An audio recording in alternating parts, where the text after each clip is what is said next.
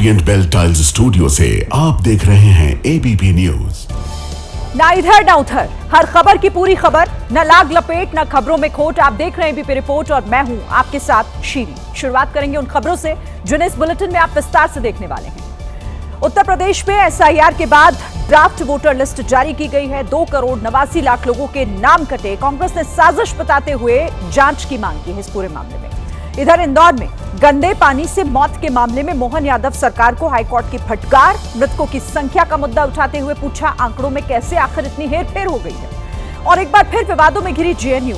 उमर शर्जील के समर्थकों ने पीएम मोदी और अमित शाह के खिलाफ आपत्तिजनक नारे लगाए हैं। बीजेपी बोली, पाकिस्तान चले जाएं ऐसे लोग। और ठाए ठाए वाली यूपी पुलिस का एक नया कारनामा आपको दिखाएंगे। संदिग्ध बम डिफ्यूज करने के लिए डंडे का सहारा लिया, हाथों से खोला संदिग्ध बैग।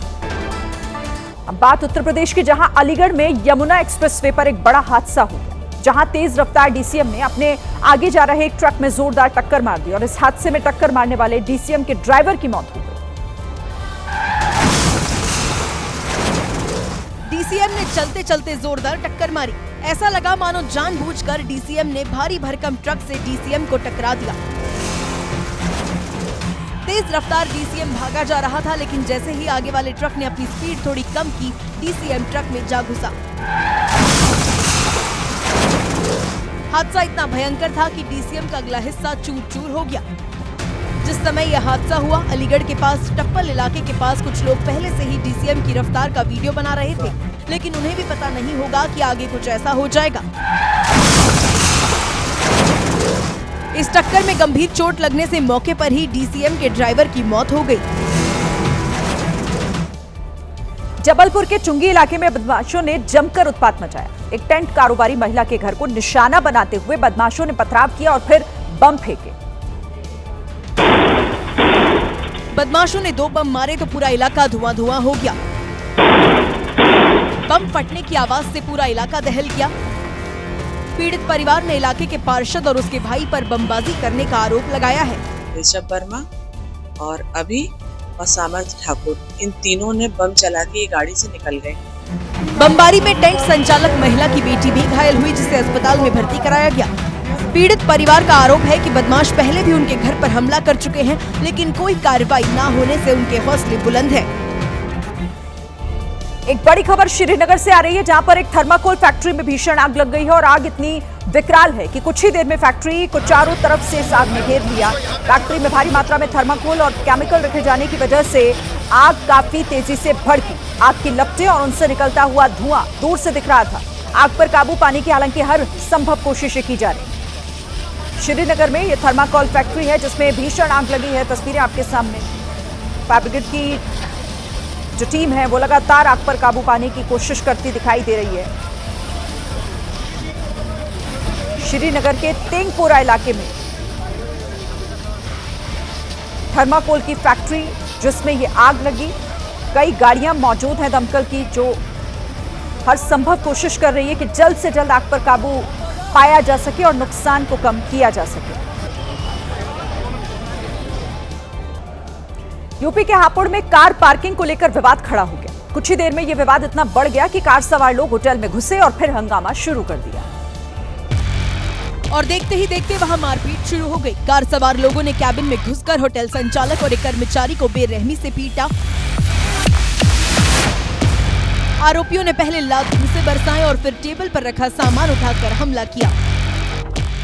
मारपीट के बाद आरोपी वहां से चले गए। हालांकि खबर है कि पुलिस ने एक आरोपी को गिरफ्तार कर लिया, जबकि बाकी आरोपियों की तलाश जारी है। हरियाणा के फरीदाबाद में उस समय अफरा तफरी का माहौल बन गया जब 2 गुट आपस में भिड़ गए। कुछ ही देर में आपसी विवाद ने हिंसक झड़प का रूप ले लिया, जिसके बाद तो मानो वहां जंग छिड़ गई। दनादन पत्थर चलने लगे। ये सब कुछ हुआ नेहरू कॉलोनी के बीच बाजार, जहां कुछ लोग पत्थर के बड़े बड़े टुकड़ों से सामने वालों पर हमला करते दिखाई दिए। डर के मारे दुकानदार अपनी अपनी दुकानों में छिप गए, जबकि आरोपी पत्थरों की बरसात करते रहे। कुछ देर बाद पुलिस मौके पर पहुंची और भीड़ को तितर-बितर किया गया। पत्थरबाजी में कई लोगों के घायल होने की भी खबर है। इधर आंध्र प्रदेश के कोनसीमा जिले में ओएनजीसी के एक तेल कुएं में जबरदस्त गैस रिसाव के बाद भीषण आग लग गई। घटना उस वक्त हुई जब कुएं में मरम्मत का काम चल रहा था।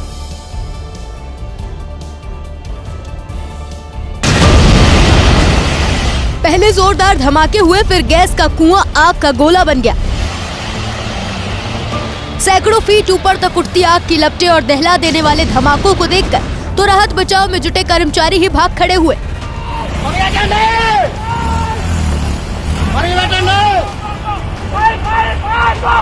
कच्चे तेल के साथ गैस हवा में फैली तो प्रशासन ने तुरंत आसपास के 3 गांव को खाली कर लिया। लोगों को हिदायत दी गई कि घर में बिजली और गैस का चूल्हा भूलकर भी ना जलाएं। इसके बाद ओएनजीसी की एक्सपर्ट टीम और फायर ब्रिगेड की कई गाड़ियां आग बुझाने में जुट गई, लेकिन सोमवार शाम करीब 6 बजे से लगी आग को मंगलवार सुबह तक नहीं बुझाया जा सका। वहीं सीएम चंद्रबाबू नायडू ने अधिकारियों को बचाव के साथ आग बुझाने के निर्देश दिए। यूपी पुलिस के ठाए शाहकार के बाद अब उनका बम डिफ्यूज करने का नायाब वीडियो सामने आया। इस वीडियो को देखकर आप कहेंगे कि यूपी पुलिस के सामने बम भी हांफने लगता है। ऐसा कहने के पीछे है यूपी पुलिस का बम डिफ्यूज करने वाला ये फिदाइन तरीका। इंस्पेक्टर साहब की दिलेरी देखिए, कोई बम प्रूफ सूट नहीं, बम से बचने की कोई शील्ड नहीं, लेकिन फिर भी ट्रेन के अंदर से बम उतारकर झाड़ू वाले डंडे से घसीटते हुए बाहर गया। बड़े बड़े वीरों की वीरता भी इनकी दिलेरी के आगे फीकी पड़ गई। लेकिन इसके बाद शुरू हुआ वीरता का दूसरा चैप्टर, जहां बम निरोधक दस्ता बिना किसी सुरक्षा कवच के ही बैग में संदिग्ध बम की जांच करने पहुंच गया। बाकी तो छोड़िए, हाथों में ग्लव्स तक नहीं। ये अलग बात है कि बैग में बम नहीं मिला, लेकिन शायद ये मानकर आए थे कि जैसे इनके आगे अपराधी कांपने लगते हैं, वैसे ही बम भी कांपते कांपते सरेंडर कर देगा। वहां खड़े लोग दूर से इस पूरी आत्मघाती वीरता का वीडियो बनाते रहे। वीरता का ये पूरा चैप्टर गोरखपुर से मुंबई जा रही ट्रेन में बम होने की खबर के बाद शुरू हुआ। ट्रेन की पूरी जांच के बाद उसे आगे जाने दिया गया, लेकिन बम की खबर के बाद उसे लेकर पुलिस की ऐसी लापरवाही अपने साथ साथ दूसरों की जान पर भी भारी पड़ सकती है। अगर वाकई बम होता तो। अब खबर उस साइलेंट किलर की जो मासूम बच्चों तक को अपना शिकार बना रहा है। हम बात कर रहे हैं अचानक आने वाले हार्ट अटैक की, जिसने 2 बच्चों की जान ले ली है। देखिए, पंजाब के फिरोजपुर में 8 साल की मनप्रीत की हार्ट अटैक से जान चली गई। बताया गया कि मनप्रीत घर की छत पर पतंग उड़ा रहा था, तभी उसके सीने में तेज दर्द उठा। मनप्रीत की हालत बिगड़ती देख घर वाले उसे फौरन अस्पताल लेकर पहुंचे, लेकिन डॉक्टर्स ने उसे मृत घोषित कर दिया। डॉक्टर ने बताया कि हार्ट अटैक की वजह से मनप्रीत की मौत हुई है। वहीं उत्तर प्रदेश के अमरोहा में 10 साल के मयंक की भी हार्ट अटैक से मौत हो गई। घर वालों ने बताया कि मयंक मोबाइल पर गेम खेल रहा था और मोबाइल देखते देखते ही वो अचानक पीछे की तरफ गिर पड़ा। मयंक को बेसुध देखकर घर वाले उसे लेकर फौरन अस्पताल भागे, लेकिन तमाम कोशिशों के बावजूद उसे बचाया नहीं जा सका। साइलेंट हार्ट अटैक के मामले पहले अधिक उम्र के लोगों के सामने आते थे, लेकिन बीते कुछ सालों में साइलेंट हार्ट अटैक कम उम्र के किशोर और बच्चों तक की अब जान ले रहा है। देखिए, उत्तर प्रदेश में जिस तरह से एनकाउंटर हो रहे हैं, उसे देखकर लगता है कि जल्द ही सारे बदमाश उत्तर प्रदेश छोड़कर भाग जाएंगे।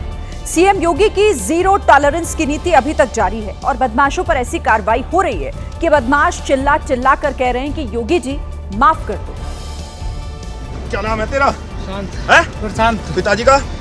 यूपी में योगी की बुलेट से नॉन स्टॉप एनकाउंटर जारी है। पापा का नाम? कहाँ के रहने वाले हो? ग्रेटर नोएडा में हुए एनकाउंटर के बाद दोनों बदमाश ठीक से चल नहीं पा रहे हैं। इनकी बंदूकें और मोटरसाइकिल तो जमीन पर पड़ी हैं। इन बदमाशों ने 2 लोगों की हत्या कर दी थी, लेकिन जब पुलिस से इनका सामना हुआ तो इनकी अकड़ निकल गई। सिकंदराबाद। अपराधियों पर एनकाउंटर की गाज फिरोजाबाद में नाबालिग लड़की से रेप के आरोपी सहरोज खान पर भी गिरी और सहरोज खान का भी यही हश्र हुआ। अभियुक्त के कब्जे से 1 तमंचा 315 बोर और 2 खोखा 1 जिंदा कारतूस बरामद हुआ। उन्नाव पुलिस ने तो चाकूबाज को मुठभेड़ के बाद दबोच लिया। उत्तराखंड के केदारनाथ धाम में अचानक से मौसम ने करवट ले ली है। तापमान धड़ाम से गिरा, क्योंकि पिछले कई घंटों से यहां लगातार भारी बर्फबारी हो रही है। और इस बर्फबारी से पूरे केदारनाथ में पहाड़ों पर बर्फ का बेहद खूबसूरत श्रृंगार नजर आ रहा है। ऐसा लग रहा है जैसे बाबा केदार के धाम को सफेद चादर में लपेट दिया हो। बर्फबारी इस बार करीब 10 दिन देरी से हुई, लेकिन इतनी ज्यादा हुई कि साथ में कड़ाके की ठंड लेकर आई है। तापमान -15 डिग्री तक लुढ़क गया और सब कुछ जम गया। तापमान काफी नीचे गिर चुका है और लगभग -15 डिग्री के आसपास यहाँ पर तापमान है। ठंड बढ़ चुकी है और पानी लगभग फ्रीज हो चुका है। जोरदार ठंड से पुनर्निर्माण के काम पर भी असर पड़ा है। 40 मजदूर सीवर और पेयजल लाइन बिछाने का काम कर रहे थे। वहीं पुराने रामबाड़ा मार्ग पर भी 100 मजदूर काम कर रहे थे, जिसे रोक दिया गया है। अगर आप भी कुछ मिनट का समय बचाने के लिए रॉन्ग साइड गाड़ी चलाते हैं तो जरा सावधान हो जाइए, क्योंकि अगर आपने रॉन्ग साइड गाड़ी चलाई तो आपका चालान तो कटेगा ही, साथ ही आपके खिलाफ FIR भी दर्ज होगी। क्योंकि देश की राजधानी दिल्ली में रॉन्ग साइड गाड़ी चलाने वाले एक कार ड्राइवर के खिलाफ FIR दर्ज हुई है। दिल्ली पुलिस के मुताबिक कैंट इलाके में एक कार ड्राइवर रॉन्ग साइड में गाड़ी चला रहा था, जिसकी वजह से लोगों को काफी दिक्कतें हुई। दिल्ली पुलिस ने इस मामले को गंभीरता से लेते हुए कार ड्राइवर के खिलाफ BNS की धारा 281 के तहत FIR दर्ज की है। आपको यहाँ ये भी बता दूं कि दिल्ली ही नहीं, देश में ये पहली FIR है जो रॉन्ग साइड गाड़ी चलाने पर दर्ज की गई। ट्रैफिक नियमों के मुताबिक रॉन्ग साइड गाड़ी चलाते हुए पकड़े जाने पर 1000 रुपए का जुर्माना और 6 महीने तक की जेल हो सकती है।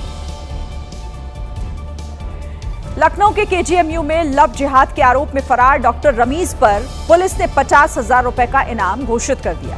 रमीज पर पहली पत्नी का जबरन धर्म परिवर्तन करवाया गया था। इस मामले में उसकी संपत्ति कुर्क करने की तैयारी है। इसी मामले में लखनऊ पुलिस ने 5 जनवरी को आरोपी डॉक्टर रमीजुद्दीन नायक के माता-पिता को गिरफ्तार कर लिया, क्योंकि डॉक्टर के माता-पिता भी सह आरोपी थे। पुलिस का कहना है कि महिला डॉक्टर से जबरदस्ती निकाह कराने में माता-पिता ने भी रमीज की मदद की थी। यही नहीं, पहली पत्नी के धर्मांतरण में भी माता-पिता की भूमिका थी, इसीलिए उन्हें गिरफ्तार किया गया। KGMU में लव जिहाद का आरोपी डॉक्टर फिलहाल फरार है। पिछले दिनों उसके खिलाफ प्रदर्शन भी किया गया था, जिसके बाद पुलिस ने आरोपी डॉक्टर के ऊपर 50,000 का इनाम रख दिया है। तो दूसरी ओर पिछले हफ्ते KGMU प्रशासन ने अपने परिसर में एक नोटिस लगा दिया, जिसमें जबरन धर्मांतरण करवाने वालों के खिलाफ शिकायत की अपील की गई थी। पटना के खुसरूपुर में उस वक्त हड़कंप मच गया जब एक दुकान में आग लग गई। भयंकर आग देखकर लोगों की सांसें अटक गई। इलाके में भागम भाग मच गई, क्योंकि आग की लपटें आसपास के कुछ घरों तक भी पहुंच गई। आग साड़ी की दुकान में लगी थी, इसलिए बहुत तेजी से फैली और फिर पूरे इलाके में चीख पुकार मच गई। पटना के खुसरूपुर के सब्जी बाजार इलाके में ये भीषण आग लगी। लोगों का आरोप है कि प्रशासन और दमकल विभाग की गाड़ियां देर से पहुंची, जिसकी वजह से नुकसान ज्यादा हुआ। प्रशासन अभी तक नहीं आया है। देखिए पूरा भयंकर आग लग चुका है। कोई फायर ब्रिगेड नहीं है, कोई सरकारी सुविधा नहीं है। भयानक आग ने सिर्फ साड़ी की दुकान नहीं बल्कि कुछ घरों में भी तबाही मचा दी। इस अग्निकांड से इलाके में लोग सहमे हुए हैं। आग लग गया, कोई फायर ब्रिगेड नहीं है, कोई सरकारी सुविधा नहीं है। उत्तर प्रदेश में SIR के बाद चुनाव आयोग ने ड्राफ्ट वोटर लिस्ट जारी कर दी है। सबसे बड़ी बात यह है कि रिवीजन के बाद 2 करोड़ 89 लाख वोटर्स के नाम इस लिस्ट से हटा दिए गए हैं। चुनाव आयोग के मुताबिक उत्तर प्रदेश में अब 12 करोड़ 55 लाख मतदाता हैं, जो पहले 15 करोड़ 44 लाख थे। जिन लोगों के नाम लिस्ट से हटा दिए गए उनमें 2 करोड़ 17 लाख वो लोग हैं जो अपने पते पर नहीं मिले, यानी शिफ्ट हो गए। 46 लाख 23 हजार वोटर ऐसे थे जिनकी मृत्यु हो चुकी है, जबकि 25 लाख 47 हजार वोटर वो रहे जिनके नाम एक से ज्यादा पते पर दर्ज पाए गए। यूपी में 4 नवंबर से SIR प्रक्रिया शुरू की गई थी, जिसे कई बार बढ़ाया गया। यूपी चुनाव आयोग ने बताया कि 6 फरवरी तक दावे और आपत्तियां दर्ज कराए जा सकते हैं, जिसका निस्तारण 27 फरवरी तक किया जाएगा और फिर अंतिम मतदाता लिस्ट 6 मार्च को जारी की जाएगी।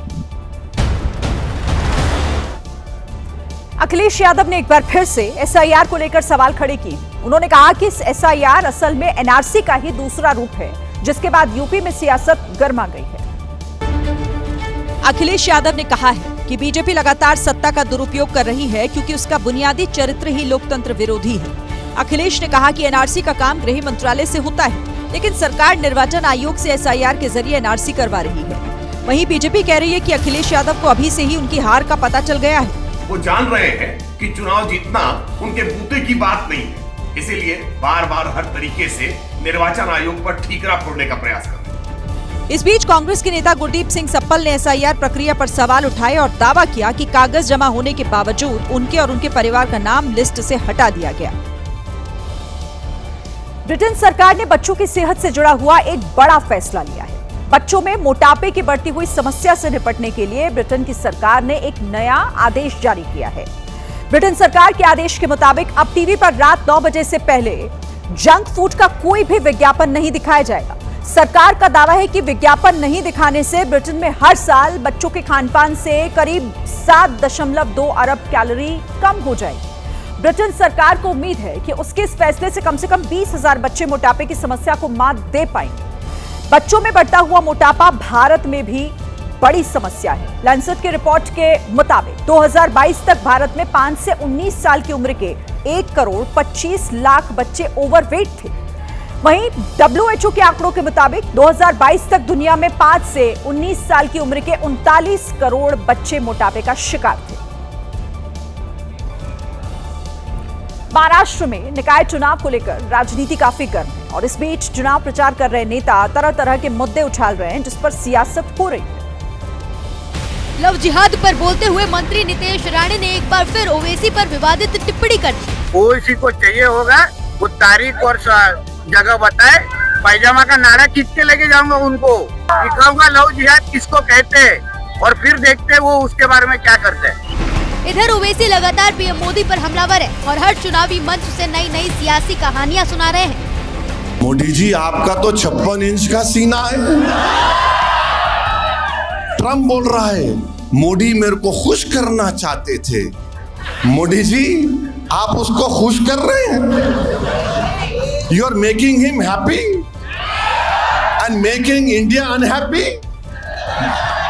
ये कैसे होगा मोदी जी? दरअसल हाल ही में ट्रंप ने कहा था कि प्रधानमंत्री मोदी उन्हें खुश करने की कोशिश कर रहे हैं और इसी बात पर विपक्ष एक बार फिर पीएम मोदी पर हमलावर हो गया है। बात करेंगे राजस्थान की, जहां कोटा में एक चोर की शातिरगिरी उस समय धरी की धरी रह गई जब चोर अपने ही जाल में फंस गया। दरअसल प्रतापनगर में इस चोर ने एग्जॉस्ट फैन के होल के जरिए घर में दाखिल होने की कोशिश की थी, लेकिन इस चोर की चालाकी काम नहीं आई और वो एग्जॉस्ट फैन के होल में ही फंस गया। घटना के वक्त घर के मालिक खाटू श्याम गए हुए थे। जब वो लौटे तो वहां का नजारा देख उनके होश उड़ गए। उन्होंने शोर मचाया जिसके बाद आसपास के लोग वहां पहुंचे। इस दौरान चोर का साथी मौके से फरार हो गया। कुछ देर बाद पुलिस भी मौके पर पहुंच गई और फिर चोर को होल से बाहर निकालने का काम शुरू किया गया। काफी कोशिश के बाद लोगों की मदद से पुलिस ने चोर को बाहर निकाला। हैरानी की बात यह है कि आरोपी जिस कार से चोरी करने पहुंचा था उस पर पुलिस का स्टिकर लगा हुआ था। फिलहाल पुलिस ने आरोपी से पूछताछ शुरू कर दी। हैदराबाद से सड़क हादसे का एक दर्दनाक वीडियो आया है जिसमें जेप्टो डिलीवरी बॉय की दर्दनाक मौत हो गई। डिलीवरी बॉय बाइक से जा रहा था, डिवाइडर की तरफ से निकलने की कोशिश में था और इसी बीच वो अपनी बाइक और सड़क पर गिर गया और वहां से गुजर रही बस के नीचे आ गया। बस उसके ऊपर से होकर गुजर गई और इस हादसे में डिलीवरी बॉय की दर्दनाक मौत हो गई। बताया जा रहा है हादसा हैदराबाद के टोली चौकी इलाके का है। पुलिस के मुताबिक 25 साल का अभिषेक ऑर्डर देने जा रहा था। उस समय वो जल्दबाजी में था और इसी जल्दबाजी की वजह से उसकी मौत हुई है।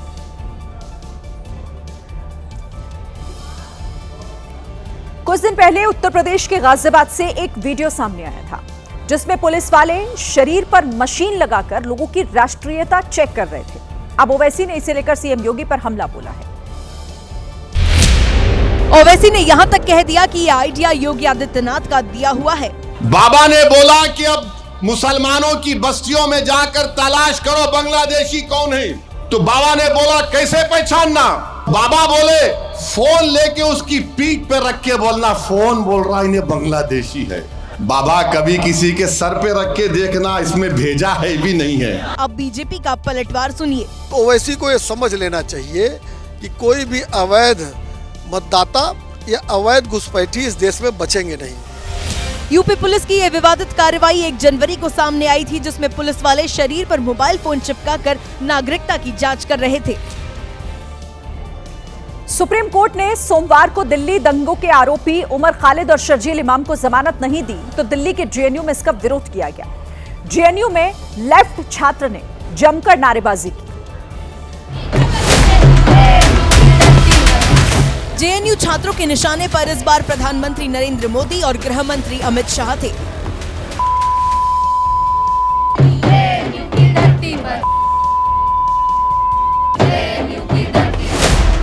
डपली बजाते हुए लेफ्ट छात्र उद्योगपति गौतम अडानी के खिलाफ भी नारे लगा रहे थे।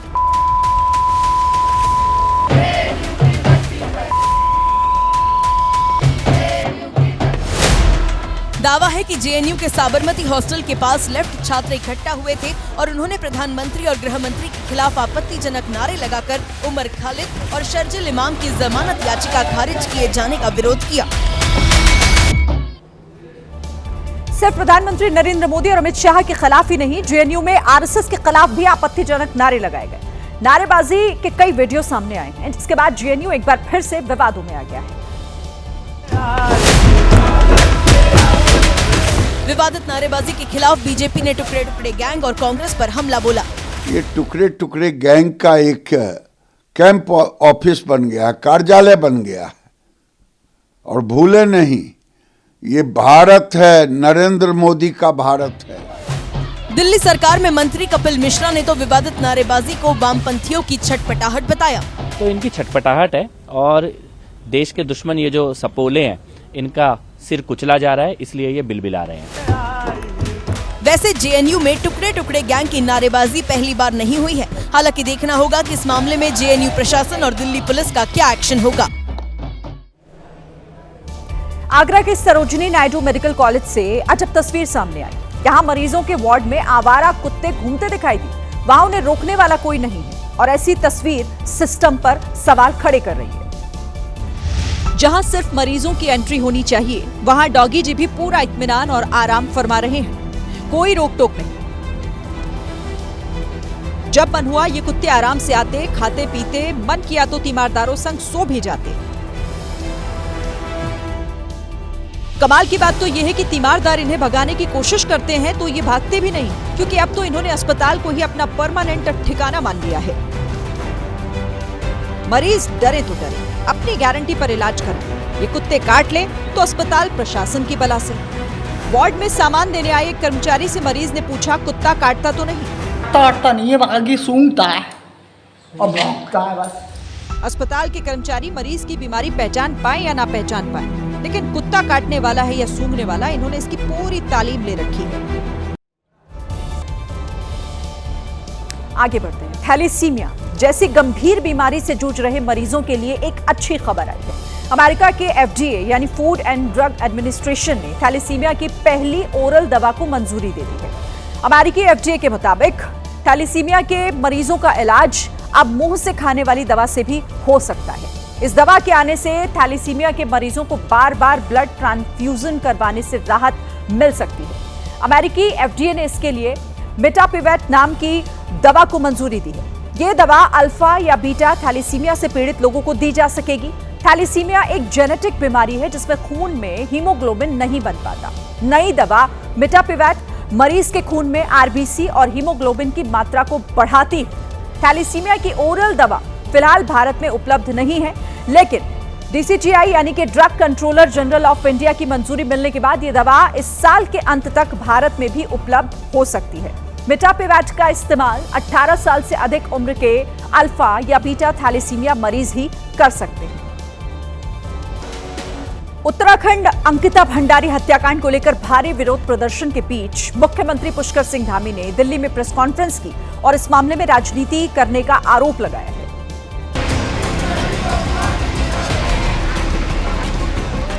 लेकिन इतने विरोध प्रदर्शन के बावजूद मुख्यमंत्री धामी ने CBI जांच की मांग नहीं मानी।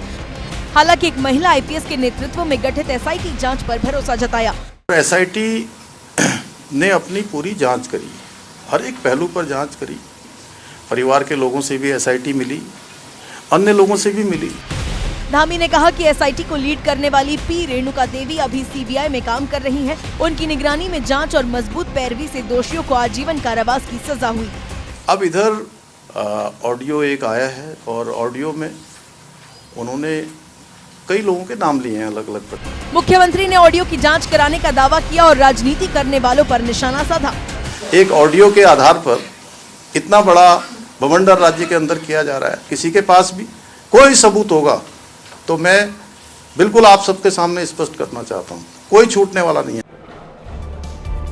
दूसरी तरफ अंकिता भंडारी हत्याकांड में नाम उछाले जाने के खिलाफ बीजेपी महासचिव दुष्यंत गौतम ने दिल्ली हाईकोर्ट में मानहानि का केस दाखिल कर दिया है। बीजेपी महासचिव दुष्यंत गौतम ने दिल्ली हाईकोर्ट में कांग्रेस, आम आदमी पार्टी और अन्य के खिलाफ मानहानि का मुकदमा दायर किया है।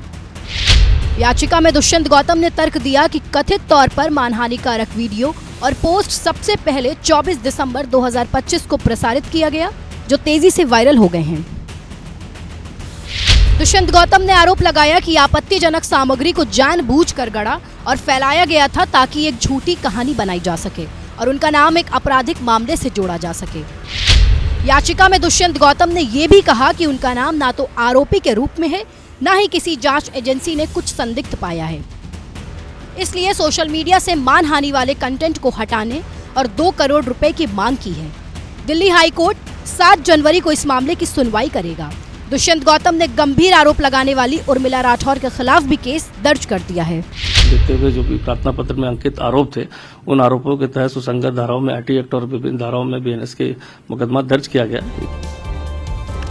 फिटनेस पसंद लोगों के बीच इन दिनों प्रोटीन शेक पीने का चलन काफी जोरों पर है, लेकिन कई बार प्रोटीन शेक की खराब क्वालिटी और गलत क्वांटिटी लोगों की जान जोखिम में डाल देती है। उत्तर प्रदेश के कन्नौज में एक युवक की मौत प्रोटीन शेक पीने की वजह से होने का एक अजीबोगरीब मामला सामने आया। युवक के घर वालों का यह आरोप है कि 19 साल के विकास की मौत प्रोटीन शेक पीने की वजह से हुई है। 19 साल के विकास दिसंबर के महीने में जिम में वर्कआउट के दौरान प्रोटीन शेक उन्होंने पिया था। घर वालों का आरोप है कि विकास को वो प्रोटीन शेक जिम के ट्रेनर भूपेश ने दिया था, जिसको पीने के बाद विकास को उल्टियां होनी शुरू हुई, उसका चेहरा सूज गया, तबीयत बिगड़ी तो घर वालों ने विकास को कानपुर के अस्पताल में एडमिट करवाया। डॉक्टर्स ने बताया कि उल्टी की वजह से प्रोटीन पाउडर विकास के फेफड़ों तक पहुंच गया था। 14 दिन तक अस्पताल में इलाज के बाद बीते हफ्ते विकास की मौत हो गई। विकास की मौत के बाद पुलिस ने जिम संचालक भूपेश के खिलाफ एफआईआर दर्ज कर ली है और जिम को सील भी कर दिया गया। अगर आप भी प्रोटीन शेक पीते हैं तो पूरी सावधानी बरतें और प्रोटीन शेक पीने से पहले डॉक्टर या फिर एक्सपर्ट की सलाह जरूर लें। बात इंदौर की, जहां गंदा पानी पीने से 17 लोगों की मौत का मामला आज अदालत जा पहुंचा। मध्य प्रदेश हाईकोर्ट की इंदौर बेंच में सुनवाई के दौरान एमपी सरकार को फटकार लगाई गई। आरोप है कि मौत का आंकड़ा अपडेट किए बगैर ही सरकार कोर्ट में आई थी।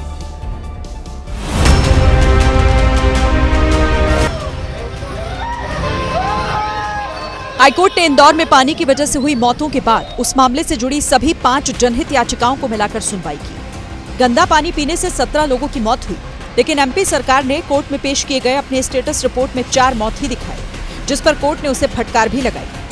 कोर्ट ने नाराजगी व्यक्त की कि कोर्ट के सामने एक तो अधूरे डाटा लाए जा रहे हैं और जो इतनी बड़ा घटनाक्रम हो गया और पानी लोगों को हम स्वप्न नहीं दे पा रहे हैं। अब मामले की अगली सुनवाई 15 जनवरी को होगी। उसमें कोर्ट ने मध्य प्रदेश के मुख्य सचिव को भी वर्चुअली जुड़ने के आदेश दिए हैं। तो इसी के साथ ये थी आज की एबीपी रिपोर्ट। कल भी जारी रहेगी खबरों की खोज। नमस्कार।